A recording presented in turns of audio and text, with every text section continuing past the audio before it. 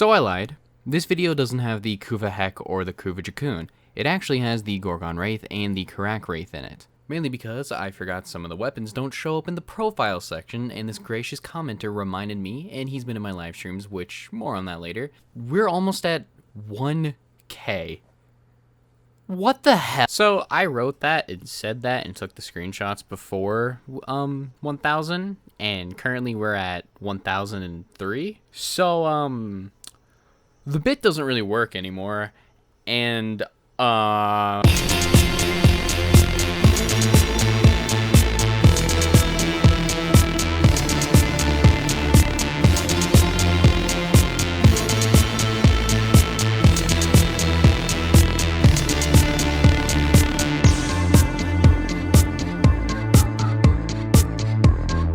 starting off with the Felarx, the farm for it isn't that bad from memory, and I say from memory because I've had this thing in my foundry completed since I got the ALAC in the first video.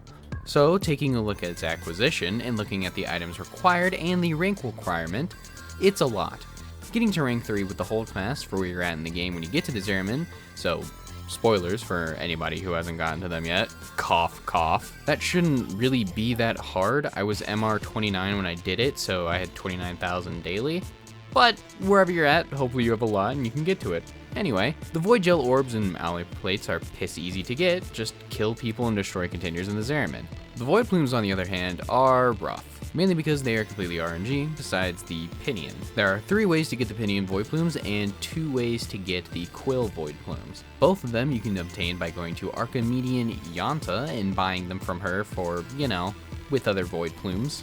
You can also get either of them by complete chance by running all around the Zeramin trying to find them if they even spawn, because sometimes it'll just be a bunch of void plume downs or void plume crests and not a single quill or pinion. And as always, use the ghost child orbs to help out if you cannot find them. Now the special one is the pinion void plume, because when you fight a void angel, it's a guaranteed drop. So actually there is a 3rd way for both of them, so technically there is 4 for the pinion. Man, also for footage for the video! Oh, forgot about this thing! I need to make an addendum with the video for this thing! Yippee! And it has this little pink icon on it. What it is if you bring this gold little Zeramin sigil thing, whatever, back to it, it'll drop a void plume of any rarity, from down to pinion, I think. And luckily, here's a cheat sheet. In the room that it spawns could also have the gold thing, or in any of the adjacent rooms. It doesn't go any farther than that. So you have either like 2 to 4 rooms that you can search in, and you can find it by also hearing it because it'll make a little shine noise. I hear it. So yeah, just bring it back to it. It'll drop a random void plume, and there you go. That's another chance to get a void plume of ones that you need. So, since I haven't done the farm in so long and I'm just looking at the materials and I just had the weapon ready in my foundry, it was alright. The worst part is just hoping you get the right void plume when you go through the mission, and having to look in every nook and cranny will take forever. It's not like it's difficult, just tedious. So I'll place it in C for middle of the road. Now, I'm conflicted on how it performs. At first I thought it was a slug shotgun, and it is and isn't. It's got pretty decent damage for the most part, but it's a single shot reload that looks really cool, and I thought it was broken at first. It's got an innate incarnate in it as well, which isn't really that good. Like, I have a 10-minute rant about it that I can link in the description and y'all can watch it, but the TLDR is, the incarnate buffs aren't all that meaningful until the final one, where the plus 2000% damage on non-crit one is available to be chosen, and the incarnate form itself kind of shoots very slow and doesn't do much more damage than the shotgun itself. And if you look at something like the Tord Incarnate and the Strut Incarnate, that the Incarnate evolutions directly help the weapon, I don't particularly want to invest in the Felarx. So for potential, it's gonna also go into C tier, because I just don't want to call it bad because of that last Incarnate stage.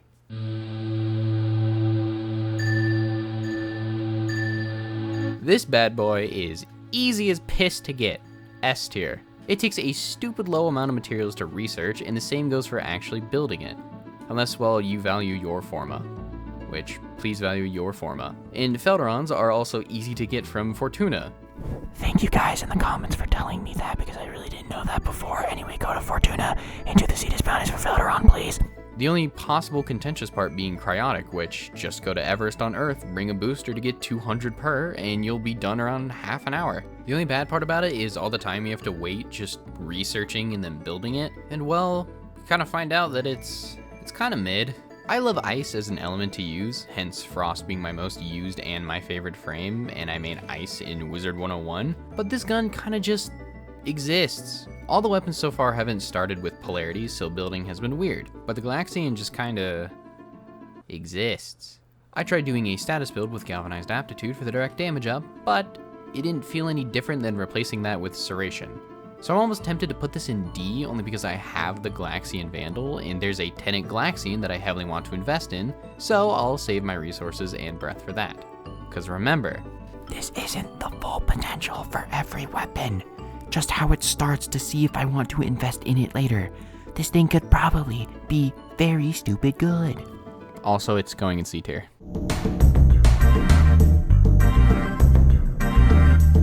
The Gorgon Wraith sucks to obtain.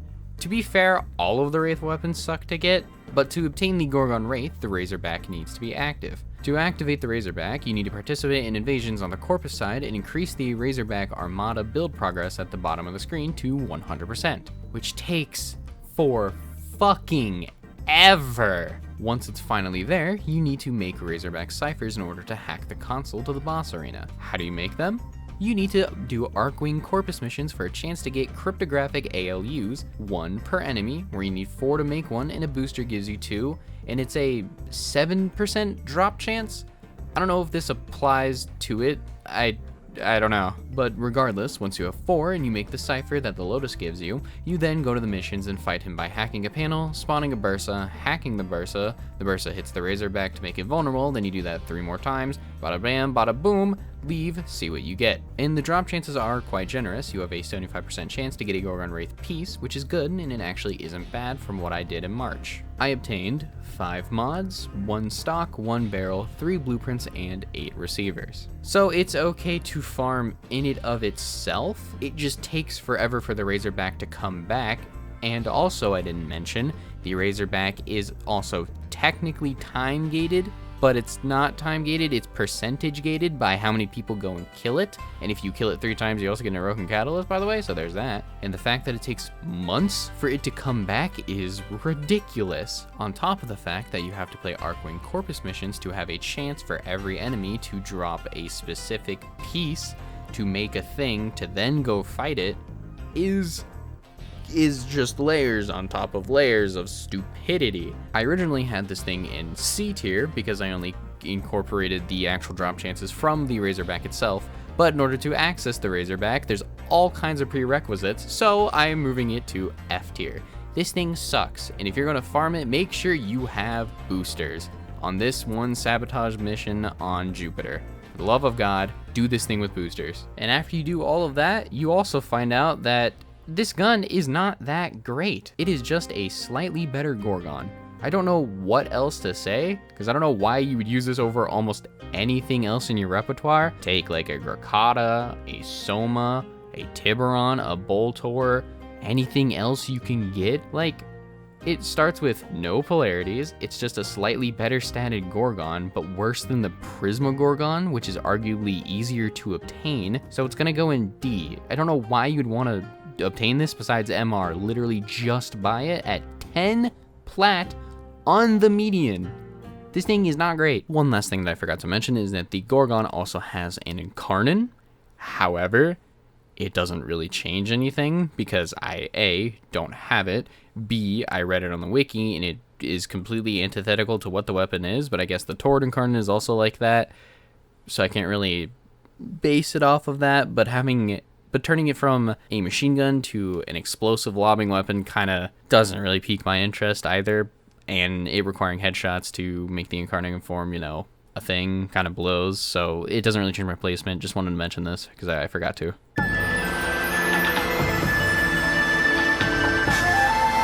Good God, 15,000 mutagen samples suck ass to obtain. But I did it. I'm so curious. We're done. I was right. We're done. We're leaving. We have the Hema. It's over. We're done. I can finally leave. After how many 20 hours, somewhat amount of fuck time. We're done. Hunter, Huntley, if you're even here, rejoice. You can finally have the Hema after 5 years. Yep.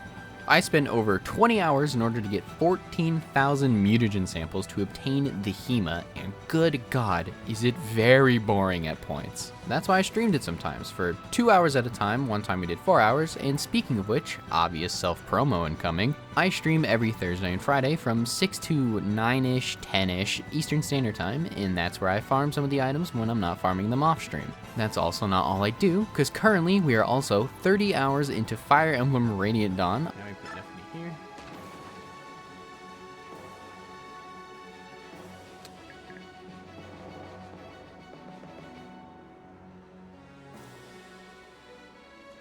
So are these fucking units just stuck now? Are you fucking with me? I've also completed Path of Radiance on stream, so come hang out if you want to. Anyway, back to the 15,000 mutagen samples. The farm is simple, just very tedious. I spent roughly 20 hours in Terrarum, the survival node on Deimos in Steel Path, with 3 boosters and a Korra to get roughly 800 to 1,000 plus every hour. But for about 13 or so of those hours, I used Frost, which was a mistake because I only got around 300 to 420. One time I got a 500, but that was luck. So I then decided to switch to Korra after 13 hours and use this build. Use this build for the love of God. The build is simple to understand. I also bummed this off of some dude on Reddit who didn't explain it, I think, from memory, but I will explain it here now.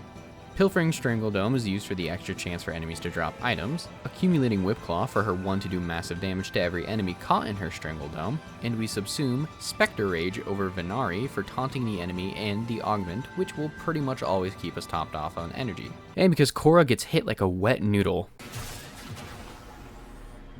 Spectrograph is up, you cock.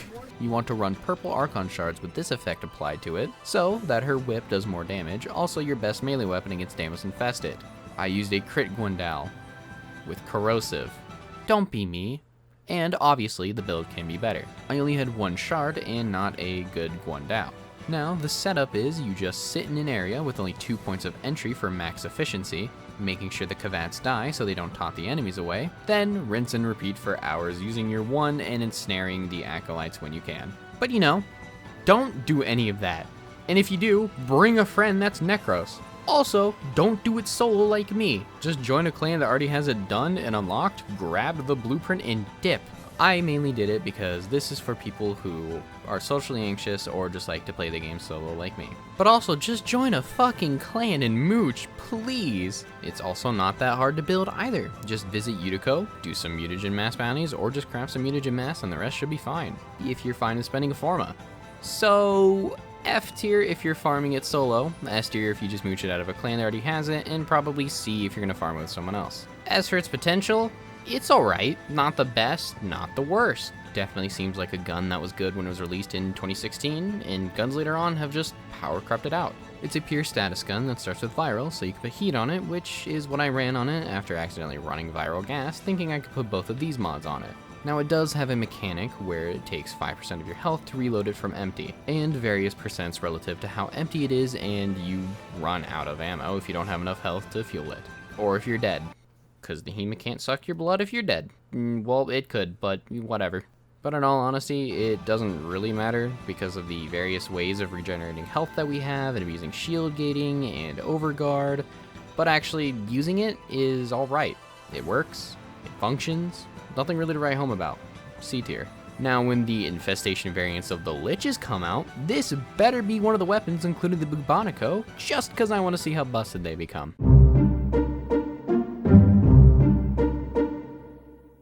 Spoiler, not spoiler. Any weapon that you get from invasions will be F tier. Now you might ask, if this is F, why is the Gorgon Wraith a C? Well, for the Gorgon, you know when it's coming by the progress bar and can contribute to said bar. It just takes forever. For the Karak Wraith, you will never, ever fucking know when any of its parts will appear in the invasion tab.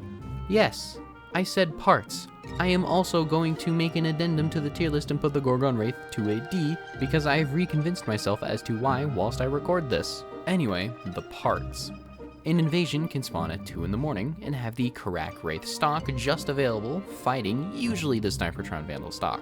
But let's say you have to take a week off for like work, family, or literally anything else. Yes, the invasions last 2 to 3 days or even shorter depending on what people want. But you can miss it due to real life circumstances and never know when it comes back. Plus, you need all 4 things: the blueprint, the stock, the receiver, and the barrel, which never spawn in tandem with one another.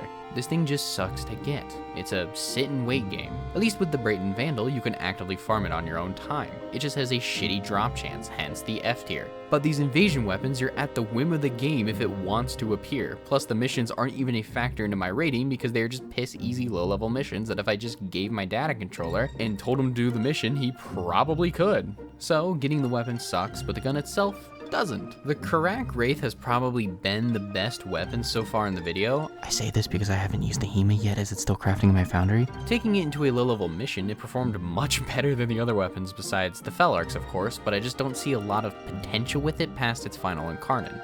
But the Karak Wraith was fun to use, and it's essentially Warframe's AK. Until they added the AK, which, side note, I don't know when the AX52 is ever going to be available again or where I'm going to be able to get it from, so that is going to be sidelined for a very, very long time. What sucks more about this is I can't really rate it that high because the Kuva Karak exists, which is a much more highly customizable and just remarkably better weapon compared to the Wraith variant. So sadly, it just goes into C tier because the Kuva Karak exists, and I have one, but I can be swayed if I hear a pretty good argument.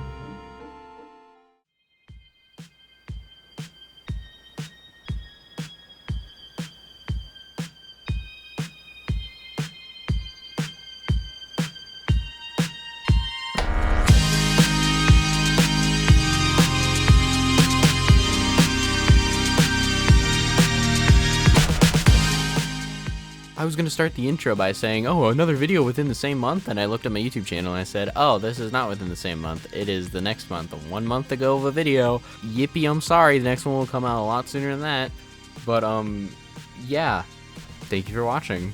And if you want to click off now, go ahead. The next video is going to be Sevagoth Prime and the Kuva Heke and Kuva Dracoon. But yeah, the next actual video will be the Resident Evil 5 Mercenaries one because the professional one is taking a long ass time and the Mercenaries one is going to be a lot easier to make.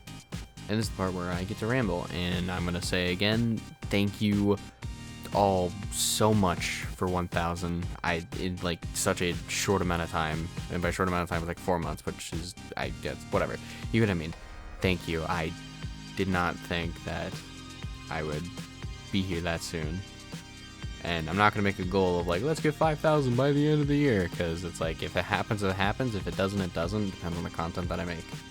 So yeah, I hope you enjoyed the video.